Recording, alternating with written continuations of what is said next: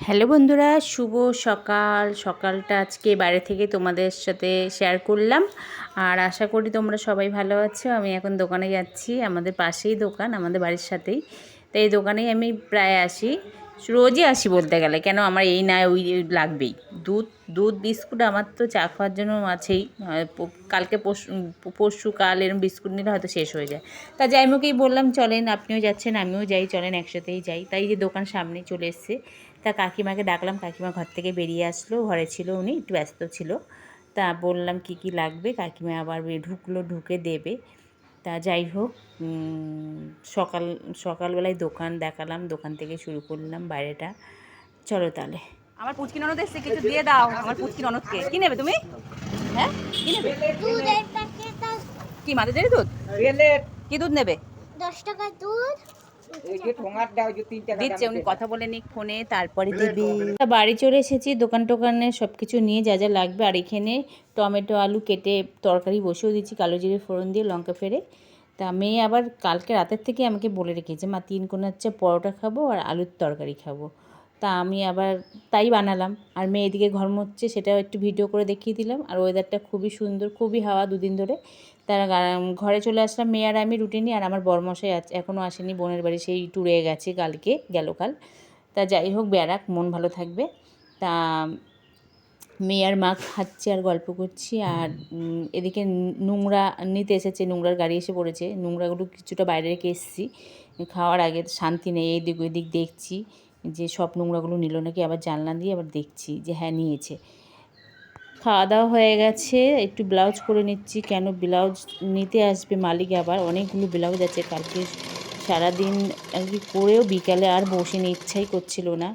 সবসময় তো আর ইচ্ছা করে না, সবসময় তো কাজের মধ্যেই তো থাকি, এই তো আমার জীবন। তা যাই হোক, এই যে রান্নাঘরে চলে এসেছি। তাহলে চলো দেখো আমার কি করি সারাদিন। আমি এই দুপুর হয়ে গেল আর কি, সকাল থেকে কি বলবো আর।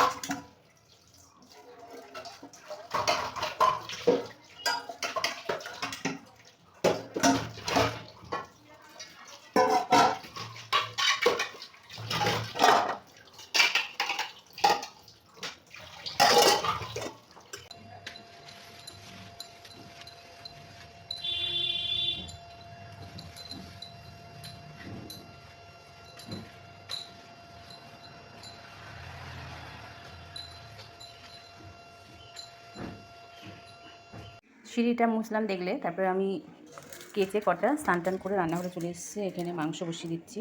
এটা হচ্ছে খাসির মাংস, দেখো মেখে রেখেছি। লবণ, নুন আর কাঁচা তেল, হলুদ। এই লবণ নুনটা একই, হলুদ, কাঁচা তেল আর নুন। অল্প তেলে রান্না করবো, বেশিটা তেল দিলাম না, কেন অনেকটা তেল বেড়ে তো রিচ হয়ে যাবে। এখানে কি চর্বি আছে মাটনের, চর্বিগুলো গলে যাবে। একটু বাড়িয়ে দিচ্ছি একটা, কি হাওয়া দিচ্ছে আজকে সারাদিন, মেঘলা ওয়েদার আর হাওয়া দিচ্ছে। আজকে মেনু হচ্ছে এটাই। আর এখানে ভাত বসিয়ে দিয়েছি, গ্যাসটা অফ করে রেখেছি। গ্যাসের যা দাম, মানে গ্যাস পাওয়া যাচ্ছে না দামের থেকে, ওই জন্য হিসাব করে চলতে হচ্ছে, তাই না? হিসাব করেই চলা মানে খাওয়া ভালো। তো যাই হোক, এখানে মাংসের আলু আর এই যে এটা টমেটো।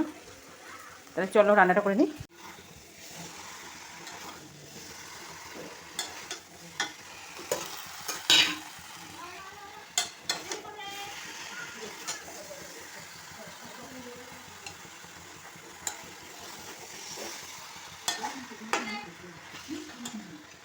আজকে রান্না করতে একটু দেরি হয়ে গেছে, আর মেয়ে তাড়াতাড়ি চলে এসছে।